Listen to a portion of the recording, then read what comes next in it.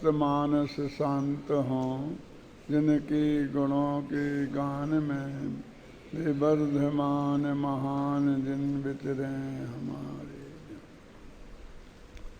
समय सार परमागम की जो गाथाएं चल रही हैं 332 से 344 तक की, उनमें विशेषकर उन निश्चयाभाषियों का कथन है कि जो आत्मा को राग द्वेष मोह का और जयसेनाचार्य की दृष्टि से विचार करें तो कदाचित द्रव्य कर्म का भी, नो कर्म का भी, जिसे हम कह सकते परद्रव्य का भी कर्ता कथनचित भी स्वीकार नहीं करते हैं, उनके लिए संबोधित किया जा रहा है।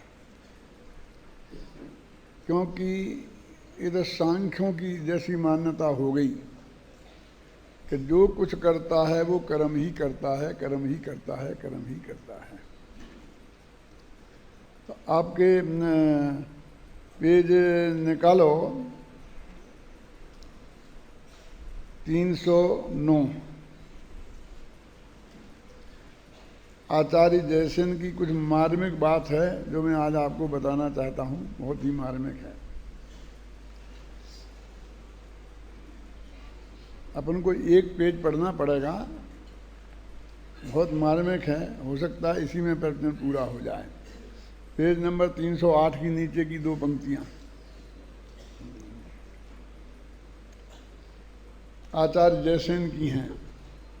कोई कहता है कि जीव प्राण से भिन्न है या अभिन्न। प्राण जानते हैं, 10 प्राण होते हैं ना, 5 इंद्रियां, मन वचन काय, आयु और श्वासोच्छ्वास, ये सब पौद्गलिक हैं। ये पुद्गल से बने हुए हैं ना, ये तो परद्रव्य है ना, स्पष्ट। ये नो कर्म है एक तरीके से, क्योंकि कर्म के उदय में ये हमको, अघात्या कर्म के उदय में हमको प्राप्त हुए हैं। कोई कहता है कि जीव प्राण से भिन्न है कि अभिन्न। यदि अभिन्न माने तो जब जीव का विनाश होता है तो प्राणों का भी विनाश होगा? नहीं होगा। जीव का विनाश नहीं होता है तो प्राणों का भी विनाश नहीं होना चाहिए। यानी जे मर जाते हैं ना, देह को यहीं जला देते हैं 10 प्राणों वाले की, और आत्मा चला जाता है।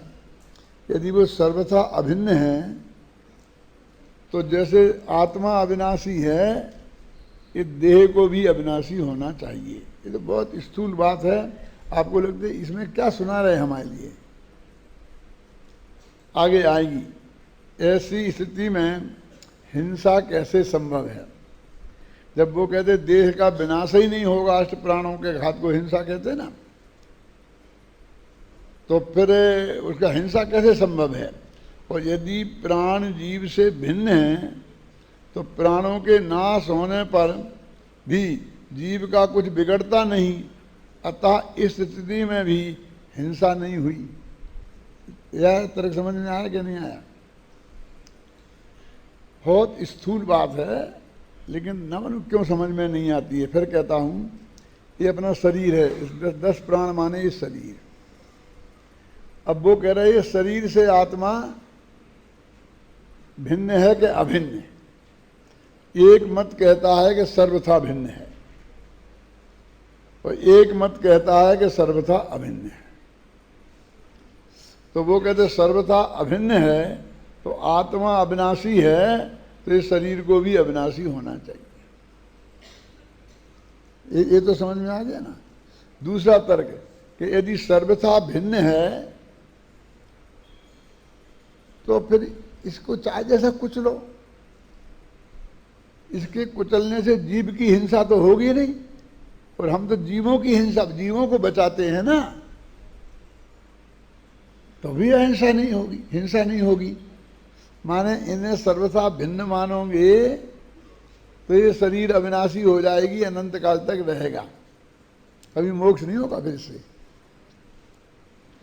और यदि सर्वथा भिन्न मानोगे इसके नाश होने से, जैसा गीता में लिखा ना, वही तो मान्यता है कि ये तो शरीर है, पैदा होता है, जलता है, खटता है, तेरे को क्या, आत्मा तो अजर अमर है, तुम तो बेटा मार।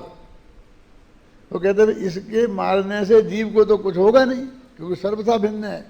और जीव को हिंसा तो जीव की बचाते हैं हम, कहते हो देख के चलना कोई जीव ना मर जाए, कि आलू में अनंत जीव होते हैं इसलिए आलूओं को नहीं खाना। जितना हम उपदेश देते हैं वो जीव हिंसा से बचने के लिए देते हैं। तो सर्वथा मानने पर दोनों ही बातें सही नहीं बैठेंगी।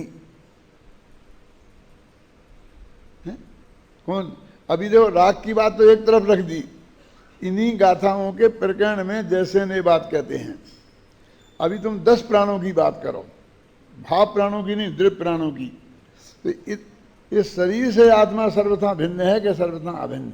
यहाँ तो कोई ऐसा हो ही नहीं सकता है कि जो अभिन्न माने। यहाँ तो खतरा वो ही है कि बिल्कुल भिन्न है, हमें कोई लेना देना ही नहीं है इससे। क्यों? तो इसके ही खूब इंजेक्शन पिलाए जाते हैं राजकुमार, नहीं तो वो छोटा पंडित हो जाता है। अरे छोटे पंडितों की बातें हैं जो मैं अभी कह रहा हूँ, कि वो कहते हैं कि यदि बिल्कुल एक ही हैं, अभिन्न हैं, तो आत्मा अविनाशी है तो शरीर का कभी नाश ही नहीं हो सकता। और हम देखते हैं कि शरीर नष्ट हो जाता है। और दूसरा, यदि सर्वथा भिन्न है तो फिर जैसे कि ये सर्वथा भिन्न है रूमाल, तो चाहे जितना फाड़ो जलाओ करो, तो इसको कोई कहेगा कि जिसने जीव की हिंसा की? या रूमाल को लेके कोई यहाँ फाड़ देवे, जला देवे, माचिस में आग लगा देवे, तो इतने जीवों की हत्या की कोई कहेगा? तो ऐसा जब भिन्न ही है तो उसके नाश करने से फिर जीव को हिंसा नहीं होना चाहिए। ये इनका तर्क है। ये प्रश्न कर रहा है वो शिष्य।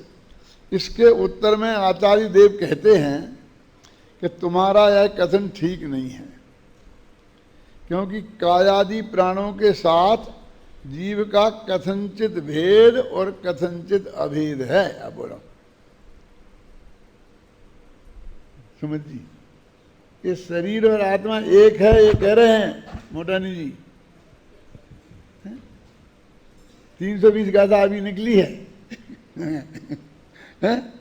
देखो, जिस प्रकार तपे हुए लोहे के गोले से अग्नि को उसी समय पृथक नहीं किया जा सकता, उसी प्रकार वर्तमान काल में कायादि प्राणों से जीव को पृथक नहीं किया जा सकता। इसलिए व्यवहार नय से कायादि प्राणों का जीव से अभेद है ना, जीव से। किंतु मरण काल में कायादि प्राण जीव के साथ नहीं जाते, इस कारण निश्चय से कायादि प्राणों के साथ जीव का भेद है। ये नए विवरण है। कथनचित, कथनचित का अर्थ उन्होंने नए बता दिया कि व्यवहार नय से अभेद है और निश्चय नय से भेद है। यदि एकांत से जीव और कायादि में भेद स्वीकार किया जाए तो जिस प्रकार दूसरे की काया को छेदने भेदने पर अपने को दुख नहीं होता, उसी प्रकार अपनी काया को छिन्न भिन्न करने पर भी दुख नहीं होना चाहिए। जब जुदाई है बिल्कुल ही, तो हम दूसरे जीव को मारते हैं ना, तो हमें तो कोई तकलीफ नहीं होती ना।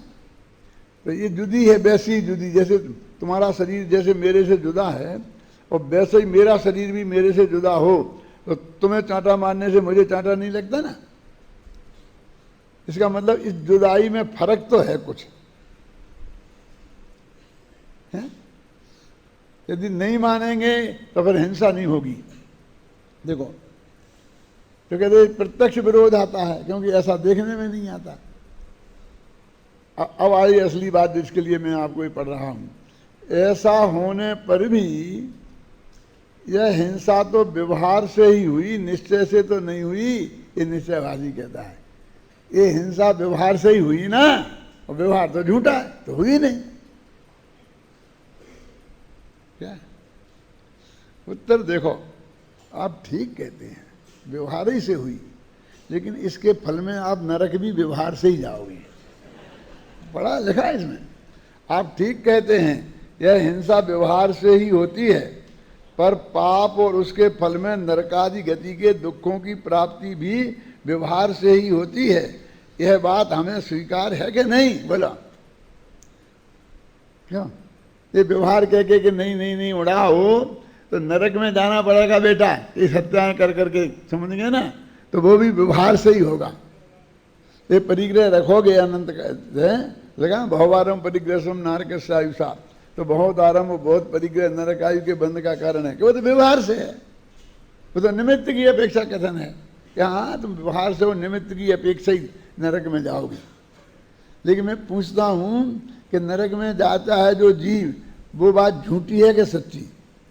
रावण गया और जो गए, कहने का मतलब है इस व्यवहार को तुम ऐसा कह के मत उड़ाओ, इसके फल में नरकादि गति में जाना पड़ता है।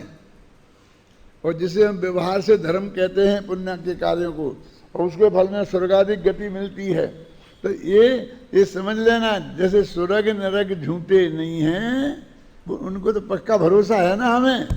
तो जितने सच्चे बे हैं उतने ही सच्चे ये भी हैं कि इस वक्त ये शरीर और आत्मा एक है। अभी तो हम राग को एक नहीं मान रहे थे, क्या? इन्हीं गाथाओं की टीका में ये जयसेनाचार्य ने लिखा है। ठीक है बेटा, ये सब व्यवहार है ना, इसलिए व्यवहार है को तो झूठा होता है, इसलिए आपको तुम्हें कोई करने की जरूरत ही नहीं है, बिल्कुल अलग है अलग है अलग है अलग है। अरे भाई अपन कहते हैं कि ये जो व्यवहार से जिसे हम हिंसा और अहिंसा कहते हैं, वो तुमसे ये सारी हिंसा भाई के दया परिणाम जो अपना जैन दर्शन का मुख्य है ना, इस हिसाब से कि भाई हिंसा नहीं हो, इसकी अपेक्षा से ये बात है। और जितना ये नरक सुरक सच्चे हैं अथवा जितना ये दंड मिलता है करता है, वो कहते हैं कि हमारा शरीर हमारे आत्मा से कथनचित अभिन्न है। उसका अर्थ ऐसा हुआ कि जो तुम्हारे तक शरीर और हमसे भिन्न है, और हमारा शरीर हमसे वैसा भिन्न नहीं है, फर्क है। तो हमारे शरीर को तोड़फोड़ करो तो हमें तकलीफ होती है, तुम्हारे शरीर को तोड़फोड़ करो तुम्हें। तुम्हारा राग जैसे हमसे भिन्न है, ऐसा हमारा राग हमसे ऐसा भिन्न नहीं है, क्योंकि उस राग के कारण हमें नरकादि गति की बंध होता है, और तुम्हारे राग के कारण हमें नरकादि गति का बंध नहीं होता है। अब ये कहते सब समय सार में है ही नहीं, समय सार में नहीं, तो ये कहाँ है? ये तुम समय सार में से पढ़ के निकाल के बता रहे आप। उनने तो समय सार देखा ही नहीं है।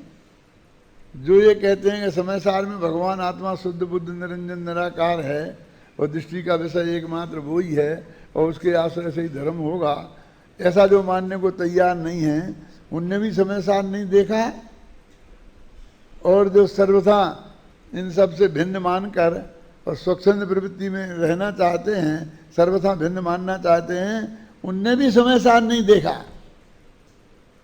क्योंकि हम में सबसे बड़ा दोष ये हो गया है कि हम तो सिलेक्टेड गाथाओं वाले हो गए हैं। मत छठवीं के बाद सीधी 11वीं, क्यों? 11वीं के बाद 31, 32, 33, उसके बाद 38वीं, फिर 71, 72, 73, जैसे सिलेक्टेड गाथाएं हैं हमारी, उन पर ही हमने प्रवचन किए और उनके ही सुने। आद्योपांत मैं किसी से हाथ नहीं उठवाऊंगा, लेकिन अपने मन में जवाब दे लेना। अच्छे अच्छे स्वाध्यायियों से कह रहा हूं कि आदि से लेकर और अंत तक निर्विघ्न पने आद्योपांत जिसे बोलते हैं, किसने पढ़ा है समय सार अथवा कोई प्रमुख समाज प्रकाशक या प्रवचन सार? हाँ, देखो एक हाथ उठाए।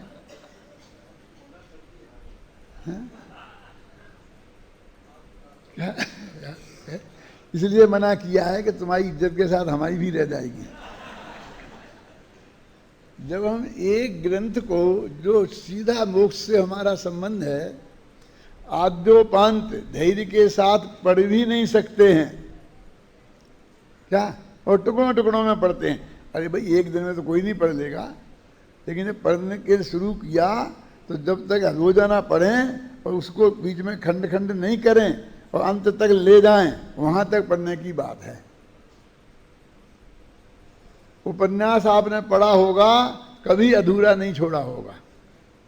मैंने लिखा धर्म के दर्शन किताब में, स्वाध्याय नामक प्रकरण है, तप के प्रकरण में, कि हमने राग के पोषक उपन्यास आदि को कभी अधूरा नहीं छोड़ा और वीतरागता के पोषक जनवाणी के शास्त्रों को कभी पूरा नहीं पढ़ा।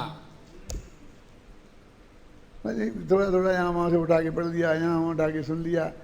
गुरुदेव श्री अपने आदर्श थे ना, उन्होंने 19 बार आदि से लेकर अंत तक समयसार की पंक्ति पंक्ति पढ़ी है सभा में, प्रवचन में, वहां भी एक पंक्ति नहीं छोड़ी। कितना अंतर है।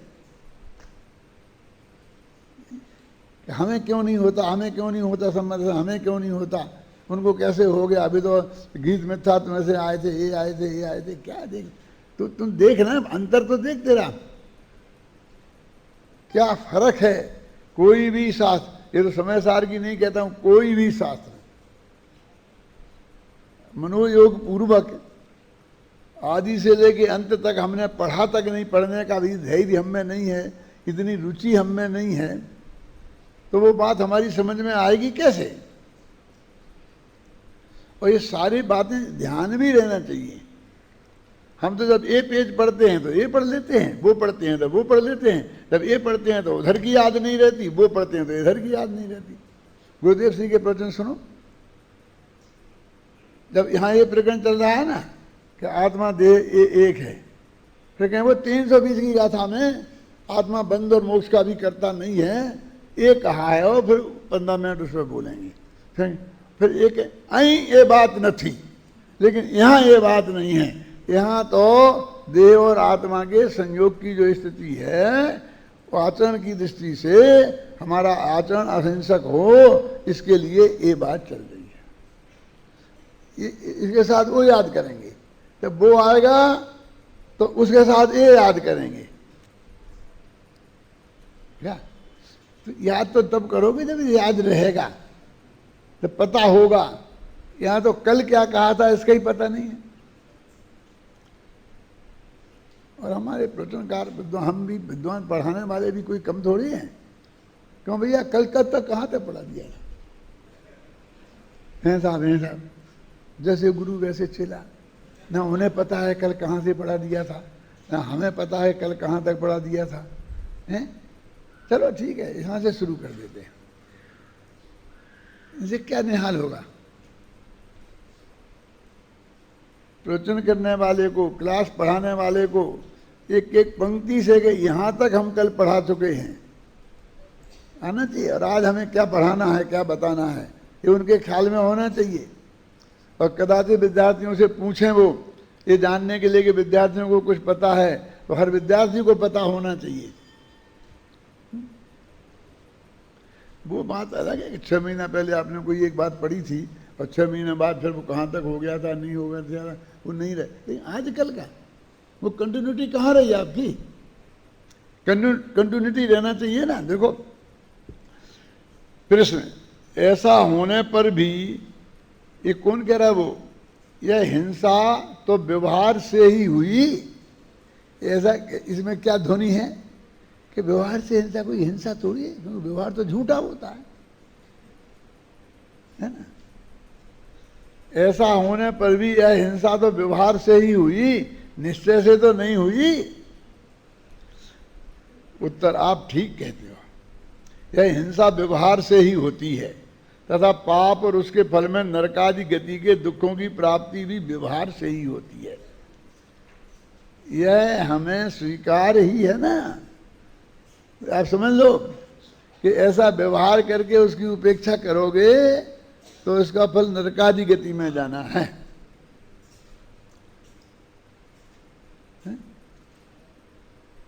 ये जो 2 नए हैं ना, कौन कौन से, एक स्त्री पुत्र मकान जायदाद रुपया पैसा नगर देश गांव और दुनिया को अपना कहने वाला उपचय तो सद्भुत व्यवहार नय, और एक शरीर को अपना कहने वाला अनुपचय तो सद्भुत व्यवहार नय।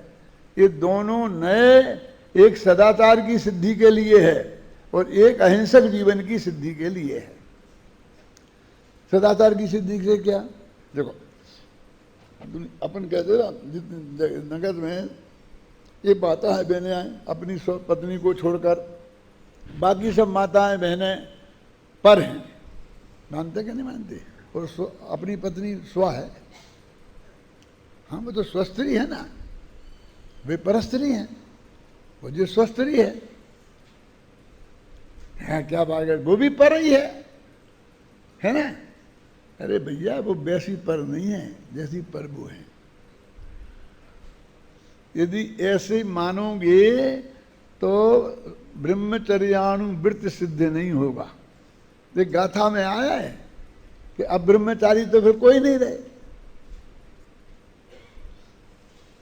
क्या ऐसा कि वो परस्त्री वो भी पर है और ये भी पर है, लेकिन ये अनुवृत्त बना है वो उसका त्याग और इसका रखना, इसके आधार पर अनुवृत्त बना है।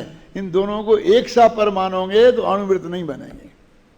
और अपना घर और पड़ोसी का घर दोनों ही पर है ना, धर्मशाला है दोनों ही, क्यों, लेकिन एक से पर नहीं है।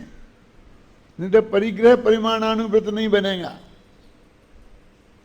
क्योंकि इसमें तो रखा जाता है और उसे छोड़ा जाता है। इसमें प्रवेश करोगे तो कुछ नहीं, उसमें प्रवेश करोगे तो चोरी हो जाएगी। क्यों, ये दोनों की जेब, मेरी जेब भी मेरे से पृथक है और तुम्हारी जेब भी मेरे से पृथक है क्या, नहीं बोलो, है ना, दोनों एक सी पृथक है ना। ये कुर्ता ऐसे तुम्हारा कुर्ता ऐसा हमारा कुर्ता, अपने भगवान आत्मा से तो दो ही पृथक हैं क्या, नहीं। लेकिन तुम अपनी जेब में हाथ डालोगे तो कुछ नहीं होगा, और दूसरे की जेब में हाथ डालोगे तो जेल जाना पड़ेगा। बोलो,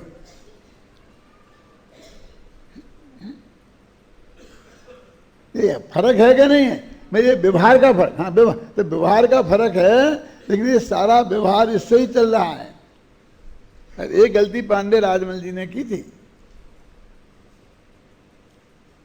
कल मैंने किसको बताया था, तो तुमसे ही बात हो रही थी क्या, किसी से हो रही थी कि हाँ मोटानी जी से, क्यों कि ये नहीं उड़ाओगे तो सारा व्यवहार उड़ जाएगा।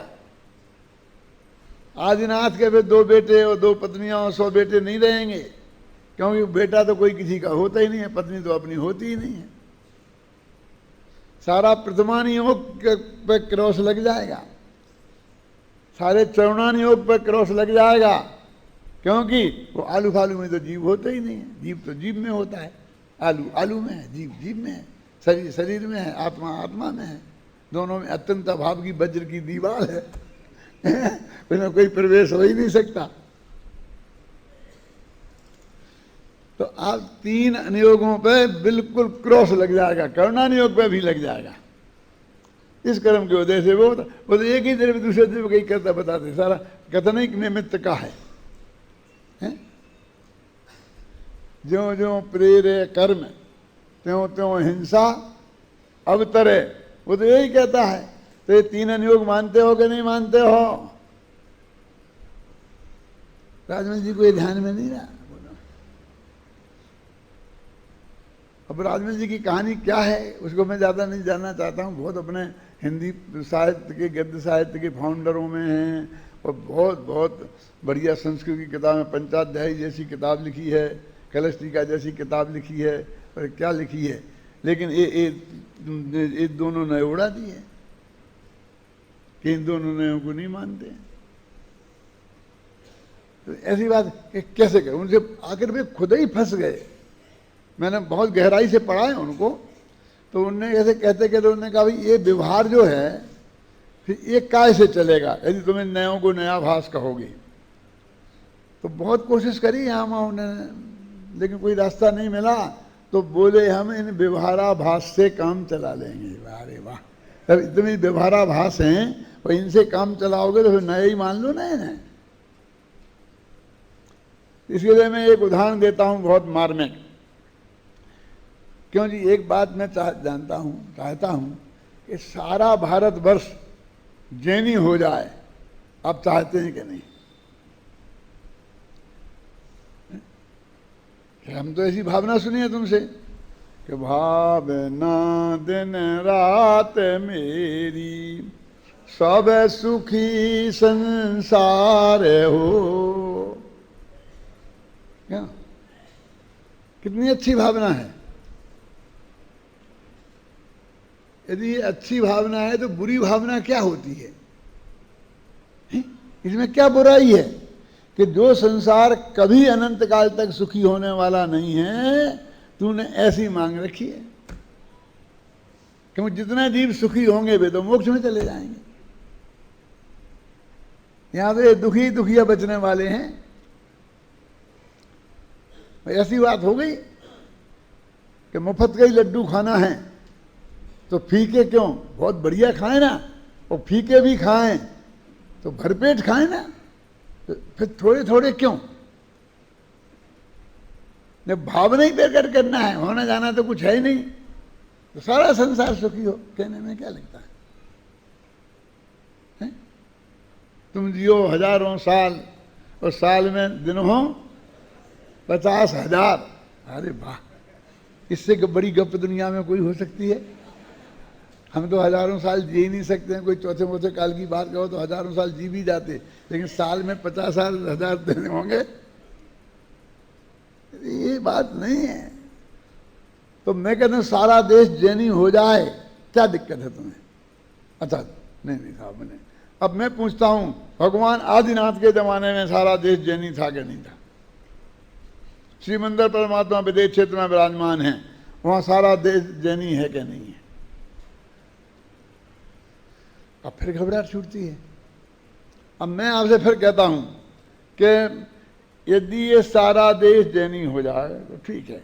अब एक दूसरा प्रश्न है बिल्कुल अलग हटके, जैनी को क्या क्या काम कर सकता है? जैनी क्या क्या काम करना चाहिए? जैनी नाई की दुकान खोल सकता है। आजकल अच्छे पैसे मिलते हैं। इन छोकरों के बाल बनाओ 500-500 रुपये ले लो।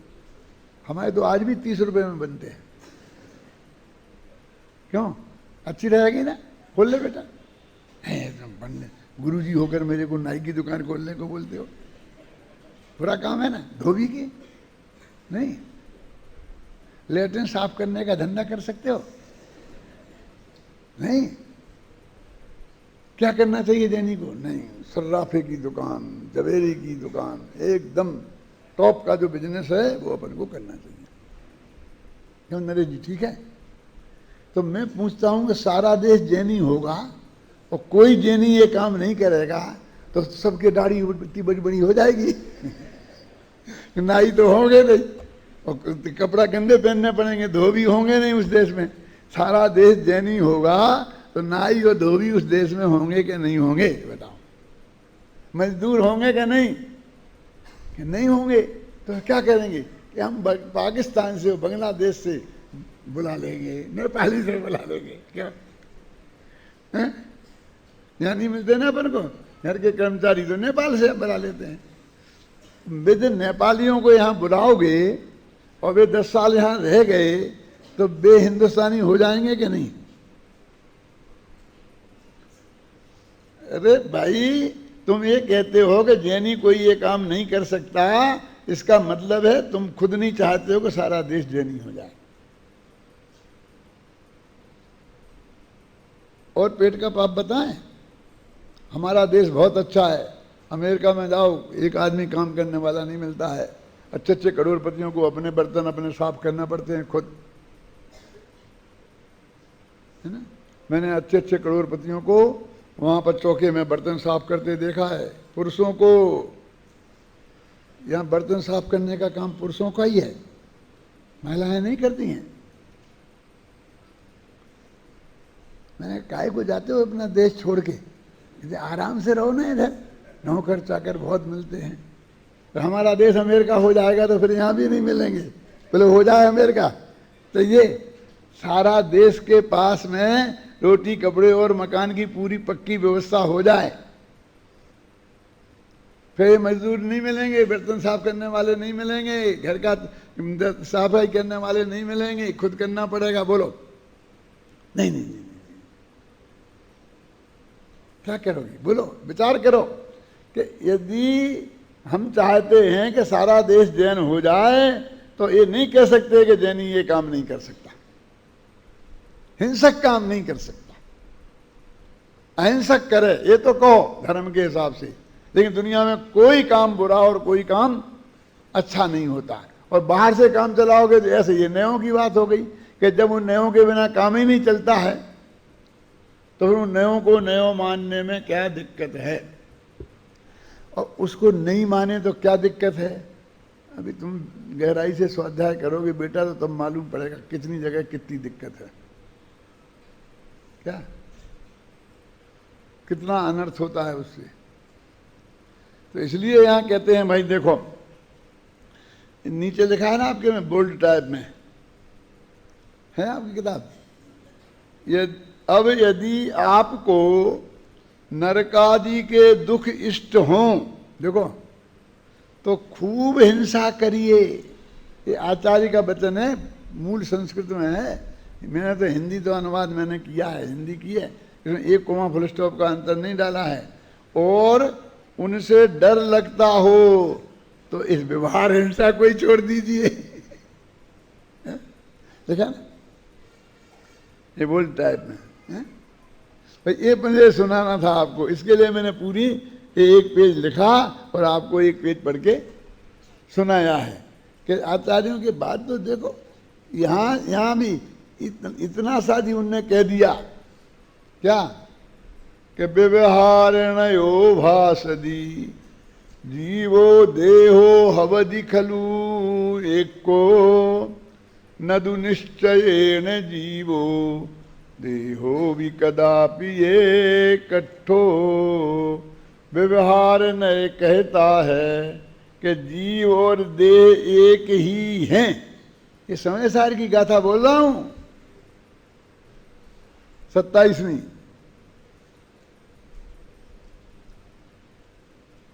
और निश्चय नहीं कहता कि जीव देह कदापि एक नहीं है।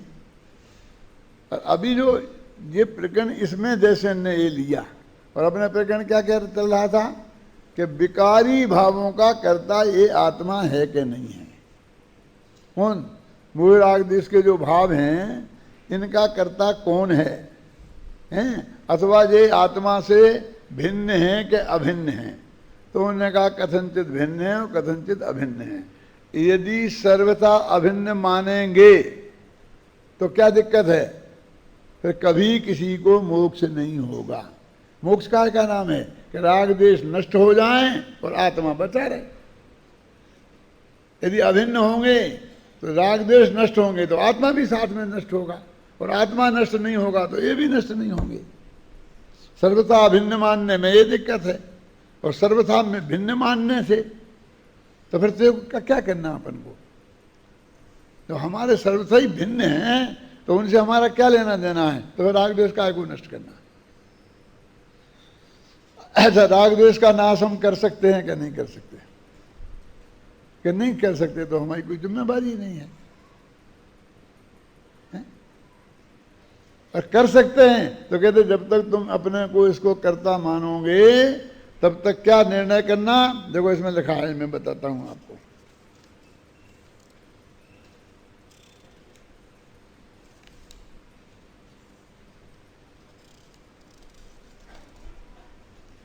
जयचंद जी छाबड़ा का भावार्थ पढ़ो, बहुत मार्मिक है, 310 पेज पे। अभय कुमार जी मिल गया? कितने ही जैन मुनि, ये 200 वर्ष पौने 200 वर्ष पहले लिखी हुई किताब है जिसका मैंने कोटेशन दिया। जयपुर के थे, टोडरमल जी का तो बहुत नाम हुआ है।